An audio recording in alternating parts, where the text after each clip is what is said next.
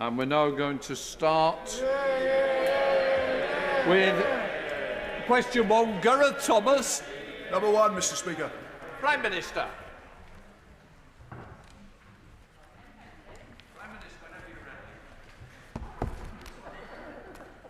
Thank you, Mr. Speaker. Last week, an inquest found Francis Quinn, Father Hugh Mullen, Noel Phillips, Joan Connolly, Daniel Teggart, Joseph Murphy, Edward Doherty, John Laverty, Joseph Corr, and John McCurr, who were killed in Ballymurphy in August 1971, entirely innocent. On behalf of successive governments and to put on the record in this House, I would like to say sorry to their families for how the investigations were handled and for the pain they've endured since their campaign began almost 5 decades ago. No apology, Mr. Speaker, can lessen their lasting pain. I hope they may take some comfort in the answers they have secured and in knowing that this has renewed the government's determination to ensure in future that other families can find answers with less distress and delay. Mr. Speaker, this morning I had meetings with ministerial colleagues and others. In addition to my duties in this House, I shall have further such meetings later today. Good. Mr. Speaker, I strongly associate myself with the earlier part of the comments that the Prime Minister made. Can I raise something slightly different, though? It's nearly 4 years since the Grenfell Tower tragedy claimed some 72 lives.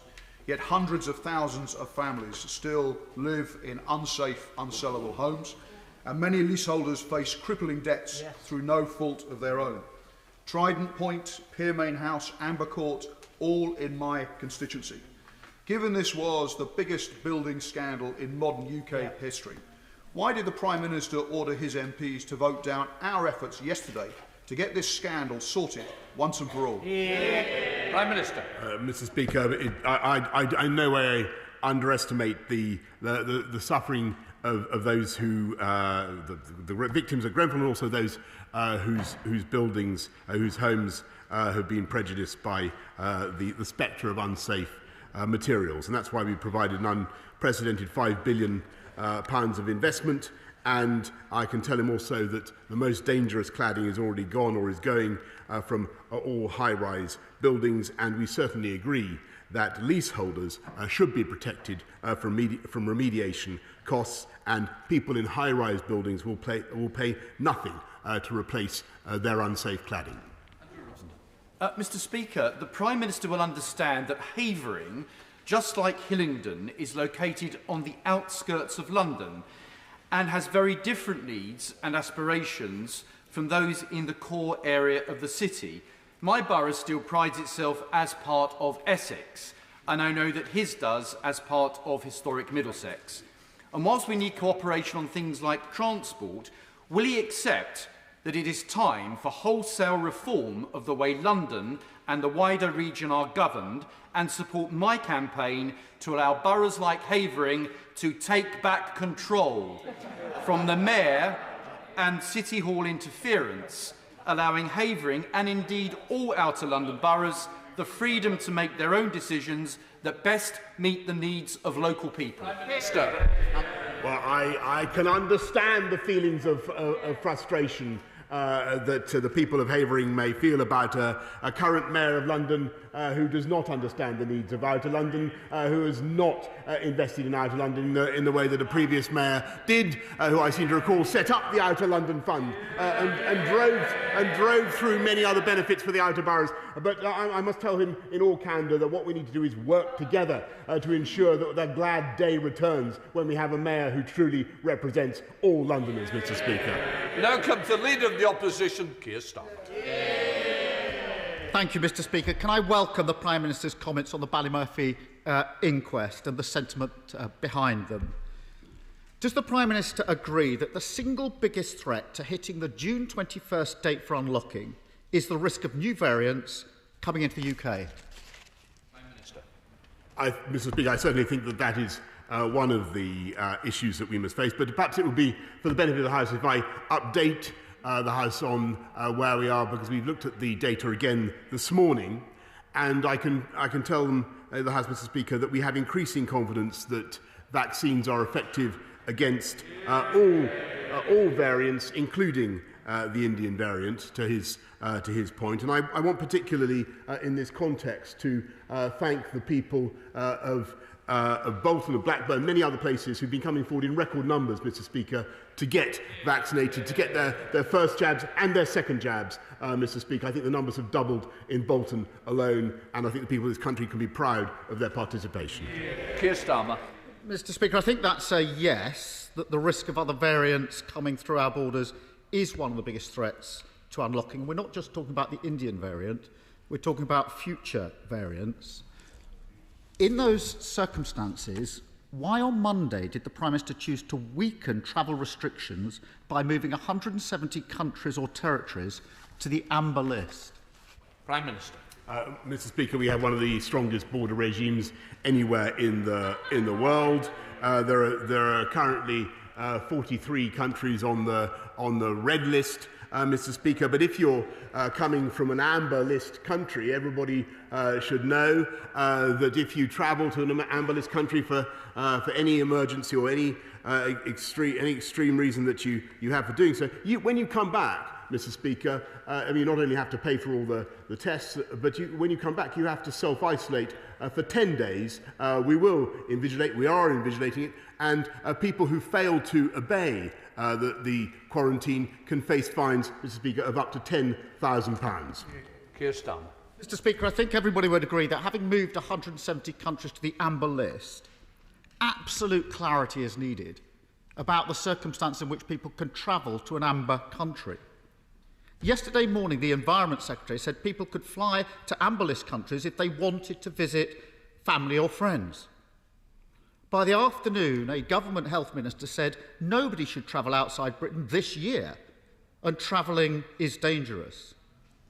The Prime Minister said that travel to amber countries should only be where it's essential. By the evening, the Welsh Secretary suggested some people might think a holiday is essential. The government's lost control of the messaging. So can the Prime Minister answer a really simple question that goes to the heart of this? If he doesn't want people to travel to amber list countries, if that's his position, he doesn't want them to travel to amber list countries, why has he made it easier for them to do so? Prime Minister. Mr. Speaker, I think that after more than a year of this, I think that the Honourable Gentleman would understand that what the public would like to see is some effort to back up what the government is saying, to deliver clarity of messages. And on his point about legal bans, as he knows, we're trying to move away from endlessly legislating for everything and to rely on guidance and asking people to do the right thing. And it is very, very clear, Mr. Speaker, you should not be going to an amber list country except for some extreme circumstance, such as the serious illness of a family member. You should not be going to an amber list country on holiday, Mr. Speaker. I can imagine he wants to take a holiday, but you should not be going to an amber list country on holiday, Mr. Speaker. And if you do go to an amber list country, then, as I say, we will enforce the 10-day quarantine period, and if you break the rules, you face very substantial fines. Keir Starmer. Mr. Speaker, that completely swerves the question. The point was, if it's only in extreme circumstances, the Prime Minister's word, why make it easier to go? If it's extreme circumstances, why make it easier to go? And, Mr. Speaker, let's test it by looking at the consequences. Since the government loosened travel restrictions, 150 flights a day are going to amber list countries, and travel agents are reporting surges in holiday bookings to those countries. Prime Minister, this isn't just a coincidence. It's because of the messaging. So can the Prime Minister tell the House how many people are now travelling to and from Britain from amber list countries every day? Prime Minister. What I can tell the House, Mr. Speaker, is that there has been a 95% reduction in travel of any kind to and from this country, and that is exactly what you would expect in the circumstances of this pandemic. There are 43 countries on the red list, and if you come back from one of those countries, you have to go immediately into hotel quarantine, and the reason that we're able to move forward in the way that we have is because, as I have told the House repeatedly, we are continuing with the fastest vaccination rollout I think just about anywhere in Europe. And as of today, 70%, Mr. Speaker, of the adults in this country have been vaccinated. And I think that is a fantastic achievement, and that is enabling us to make the progress that we are. Keir Starmer. That's an I don't know. And the suggestion that in the last few days there's been a 95% drop-off in travel to amber-list countries, Prime Minister, I don't think holds water. And I'm trying to understand the logic of the government's position. We know that new variants are the single biggest risk to unlocking. We know that the government doesn't think people should travel to amber-list countries save in extreme circumstances. But the government's made it easier to do so. The messaging is confused and contradictory, and as a result, Prime Minister, this week, many people are now travelling to amber-list countries, but the government can't say how many or when. Mr. Speaker, we're an island nation. We have the power to stop this.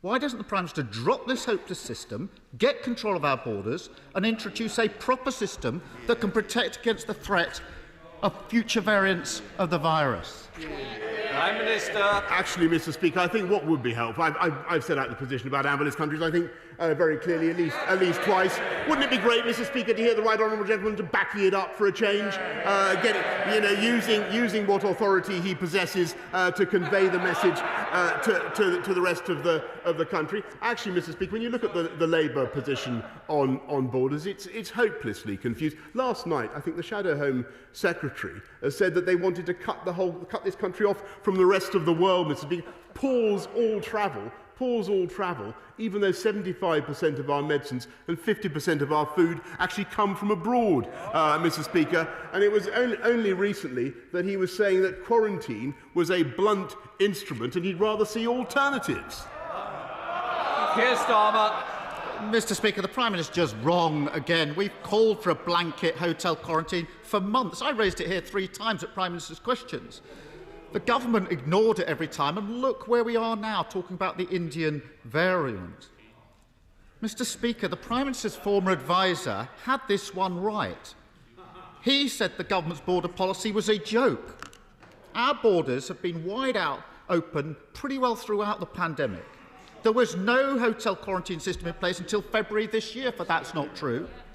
Flights are still coming in from India, and even as the variant is spreading, the Prime Minister decides now is the time to weaken the system even more. It's ridiculous. Finally, Mr. Speaker, I want to raise the appalling rise in anti-Semitism in the last week, and the attacks and the violence we've seen. On Saturday, a rabbi in Chigwell was hospitalised after being attacked outside his synagogue.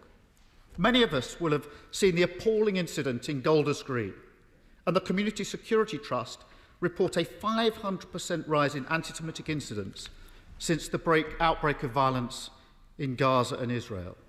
Now, I know the government is working on this, and both the Prime Minister and I have condemned these anti-Semitic attacks and violence.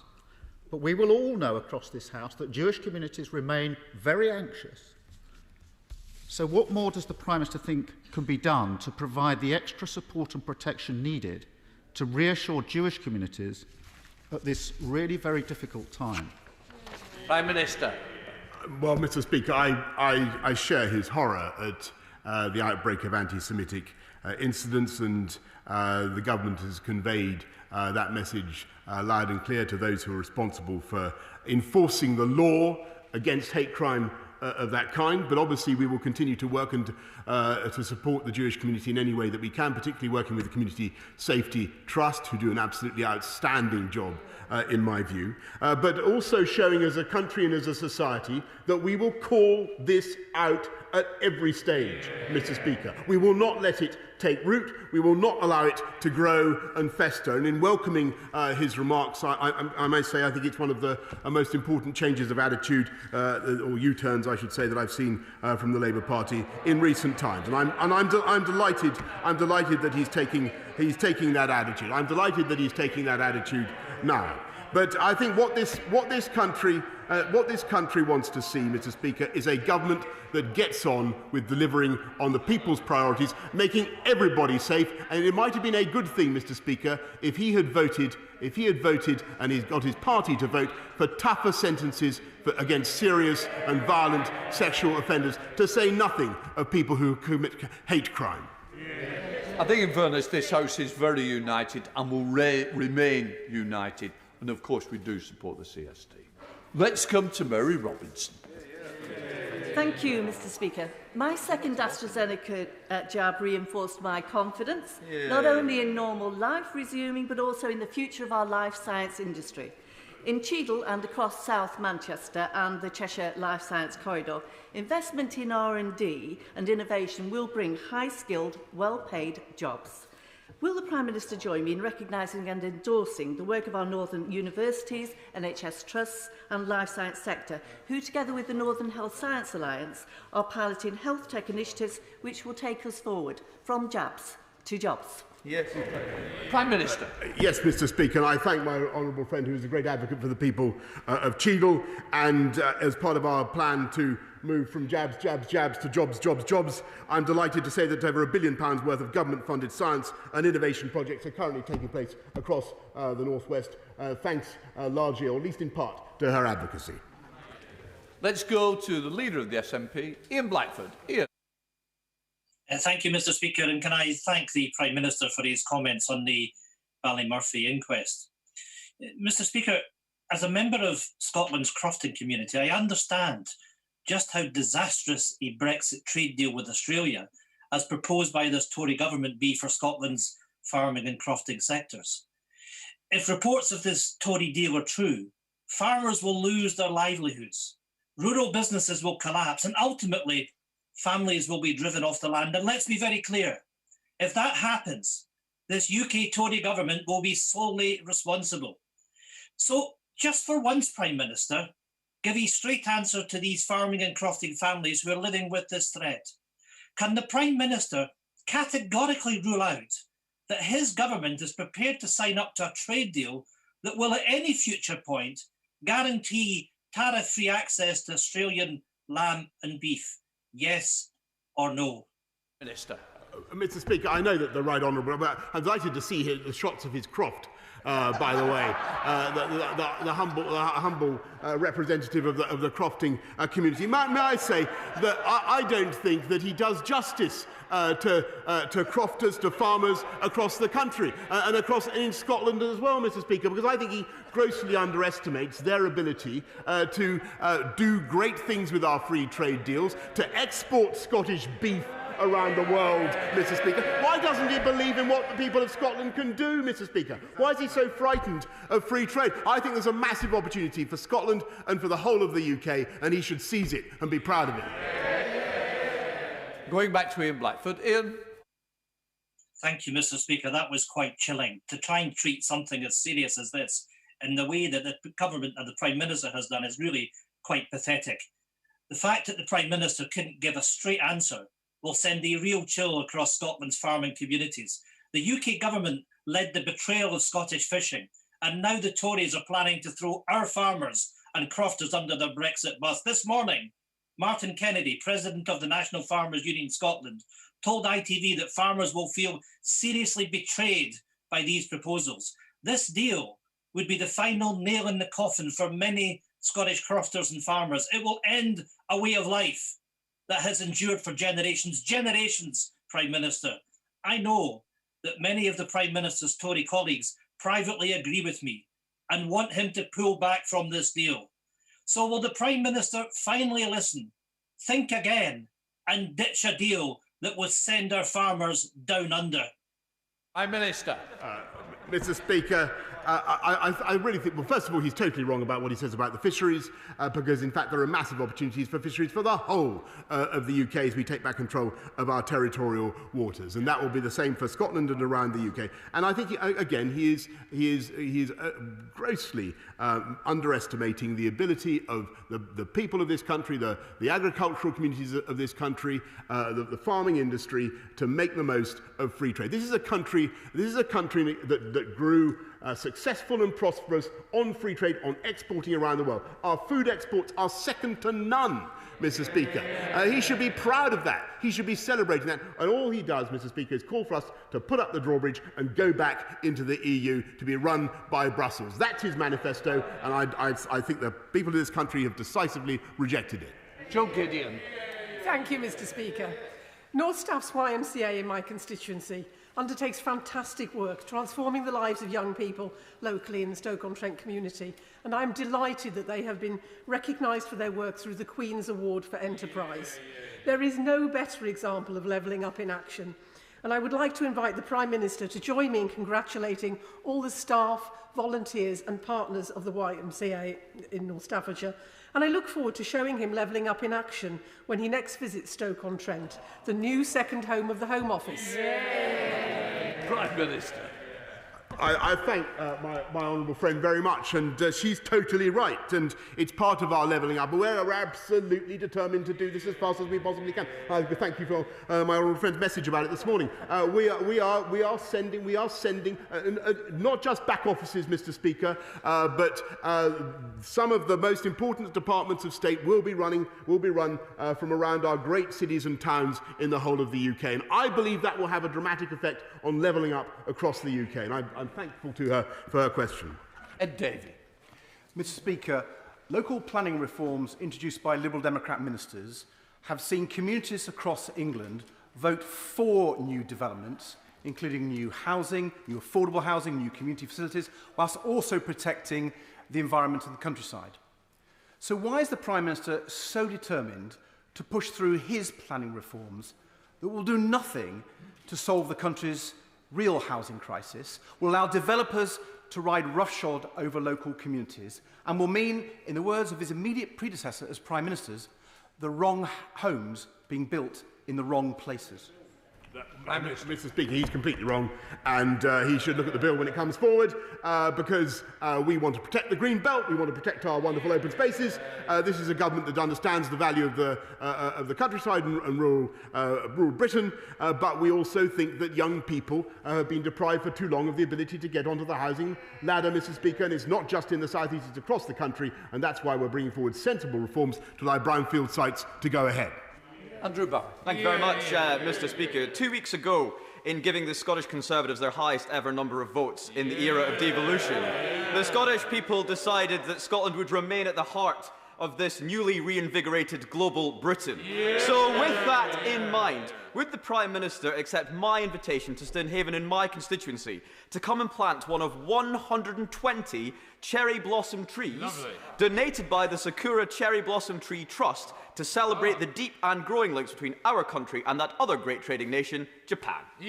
Prime Minister. Yes, Mr. Speaker, and I think that such a gesture would be the cherry on the cake of the free trade deal that we've already done. Paul Williams. Thank you, Mr. Speaker. In 2019, before visiting Wales, the Prime Minister said, "I will always back Britain's great farmers." Now it looks as if he's backing Australia's farmers instead. So will he today keep to his word, really back Welsh farmers and permanently rule out tariff-free access for Australian lamb and beef imports? Mr. Speaker, I will back Britain's farmers and Welsh farmers in exporting their fantastic lamb around the world. Mr. Speaker, is it not a disgrace that not a single morsel of Welsh lamb has so passed the lips of the Americans in the last 20 years or more, Mr. Speaker? What about China, Mr. Speaker? Has he no ambition for the people of this country or for the people of Wales or for Welsh farmers? I do. This government does, Mr. Speaker. That's why we're getting on with our agenda. Virginia Cross. Thank you, Mr. Speaker. Does the Prime Minister or Prif Weinidog agree with me that a free port on Anglesey would create much-needed skilled jobs and investment, protect our precious Welsh language and culture, and breathe fire into the nostrils of the Welsh dragon? And will the Prime Minister accept an invitation on behalf of the people of Ynys to join me on a tour of the island to include a panad at the Truck Stop Cafe in Holyhead? Prime Minister. Mr. Speaker, it says here that I mustn't express a preference on the location of free ports, and I won't. But she makes an outstanding case, as ever, she is together with our Welsh colleagues, Welsh Conservatives colleagues. I believe she's helping now to apply the Vicks inhaler to the bunged-up nostrils of the Welsh dragon. Richard Thompson. Thank you, Mr Speaker. Despite the opprobrium which the Prime Minister always seems to seek to heap upon the Scottish National Party, at the Scottish elections 2 weeks ago, the SNP was returned to government with twice the number of MSPs as their nearest rivals in the Scottish Conservatives, securing 48% of the vote, 49% of the seats in the proportional system, and with 51% of voters backing in parties which support an independence referendum in the current term. So if the Prime Minister genuinely believes that his criticisms of the Scottish Government have any merit whatsoever, why does he consider that the Scottish National Party did so well in those elections, while his own party did so badly? Prime Minister. Well, Mr Speaker, I totally reject what he's just said. I noticed that actually the Scottish National Party did less well than they did previously under Alex Salmond in 2011. I hesitate to point that out to the Honourable Member, but that is the reality. And I think the reason for that is that the people of Scotland, notwithstanding the nationalist approach that he takes, the people of Scotland have been very disappointed by the actual record of the Scottish Government in fighting crime, in improving education, and in making Scotland a great place to live and to invest. And that is the failing of which his government is being held to account. Danny Kruger. Thank you, Mr Speaker. A large part of Salisbury Plain falls in my constituency of Devizes, and I therefore have the honour to represent a lot of serving soldiers and veterans and their families. So my right honourable friend will understand that feelings are running high in Wiltshire about the treatment of British Army veterans of the conflict in Northern Ireland. Can he assure me that legislation will be brought forward in this session to protect veterans from further prosecutions or investigations unless compelling new evidence is brought forward? Prime Minister. Mr Speaker, the House will have understood from my opening apology how difficult, how complex and how fraught these issues are. But we are committed to introduce legislation in this session to address the legacy of the Troubles in Northern Ireland and to introducing a fair package for veterans as well, and to protect them, as I've said many times before, from unfair, vexatious litigation when no new evidence has been brought forward. Gerald Jones. Thank you, Mr Speaker. There were no new measures in the Queen's speech to tackle youth unemployment. There are over 500,000 unemployed young people in this country, yet the government's flagship youth unemployment scheme is nowhere near sufficient, only helping around 1 in 25 young people. I and my honourable friend for Blaenau Gwent have already requested a meeting with the Minister to discuss local concerns from training providers and local businesses. So could I ask the Prime Minister what exactly he's going to do to address this and to safeguard the future of a generation of young people in this country? We're putting very quickly, Mr Speaker, we're putting £2 billion into the Kickstart programme for 18 to 24-year-olds and investing massively in the Restart programme for those who've been longer out of work. But can I also tell them that the businesses I talk to are currently facing shortages of workers in many, many sectors, and we will work flat out to ensure that we get those who want jobs to those who need workers as well. James Coughlin. Thank you, Mr Speaker. Can I thank the Prime Minister for the support he's already shown for coming forward with an offshore transmission grid, which he knows will help us both to export our surplus offshore wind into the continent and reduce the infrastructure associated with new wind farm capacity. So it's very important to our communities. But there's a question over timing. So given that he's already set out a very ambitious and clear timetable to increasing offshore wind generation, will he now come out with an equally ambitious timetable for delivering an offshore grid? Prime Minister. My honourable friend is spot on in what he says about the need for an offshore grid, as well as building the fantastic windmills. It's vital that we bring the energy onshore in a way that is has minimal disruption for local communities and enables us to maximise efficiency. Thank you, Mr Speaker. What does the Prime Minister think when he hears Jenny McGee, the nurse who saved his life, say of NHS staff, "We're not getting the respect and now pay that we deserve. I'm just sick of it, so I've handed in my resignation." Surely even he must pause and think, what can be learned from the mistakes of the past year? what Jenny calls the indecisiveness and mixed messages of his government? And will he think again about giving nurses more than an insulting 1% pay rise? Minister. Mr. Speaker, I think the whole House acknowledges our collective debt to the nurses of the NHS, and I certainly acknowledge my own huge personal debt. And that's why, of all the professions in this country, Mr. Speaker, in very, very tough times, we have asked the Public Sector Pay Review Board to look at an increase in pay for nurses, but in the meantime we have increased starting salary for nurses by 12.8%. We have put in the bursary worth £5,000. We've restored that, Mr. Speaker, as well as £3,000 for extra help. But above all, Mr. Speaker, to all nurses, and I know what a tough year they have had. I know how hard it has been on the front line coping with this pandemic. We have done what I think is the most important thing of all, and that is to recruit many more nurses. There are now about 11,000 more nurses in the NHS today than there were this time last year, and there are 60,000 more, Mr. Speaker, in training, and we are on target to reach our target of 50,000 more nurses in the NHS. To James Davies. Following on that theme, Mr. Speaker, patients in England have unfettered access to specialist hospital care anywhere in England, including within world-leading centres of excellence. But my constituents in North Wales have no such automatic choice, with access dependent on restrictive contracts or individual funding requests. So will my right honourable friend do all he can to ensure that healthcare features prominently within the UK Levelling Up agenda? Prime Minister. Yes, I thank my honourable friend for his point, and he knows a great deal about the subject. We've worked very hard with the Welsh Government throughout the pandemic, supporting them with £8.6 billion of additional funding through the Barnett formula. But clearly we need to learn the lessons together as we bounce forward from this pandemic. Justin Matters. Thank you, Mr. Speaker. It's now 664 days since the Prime Minister said he had a plan for social care. But the Department for Health and Social Care are advertising at the moment for social care policy advisors to, and I quote, develop proposals for reform.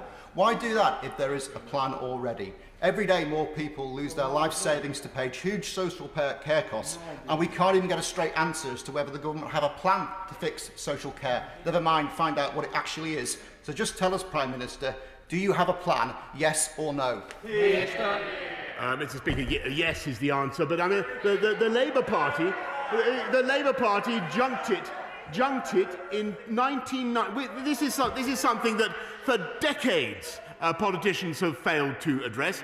1999, Labour failed to address the plan. They had 13 years in government, Mr. Speaker. I think it was 13 unlucky years for this country. They didn't do it. And this government is going to tackle it. This government is going to finally address the issue of social care. And if they want to support it with their customary doughty resolve, Mr. Speaker, if they want to support it without wibble-wobbling from one week to the next in whatever their policy is, then without changing like weather vanes, which is what they normally do, if they want to support it, if they want to back it, then I'm all ears, Mr. Speaker. Higginbotham. Thank you, Mr. Speaker. Throughout this week, businesses across Burnley and Padiham have reopened their doors to customers inside, from Usher and Molly Rigby's to Bellissimo and Real Cinema.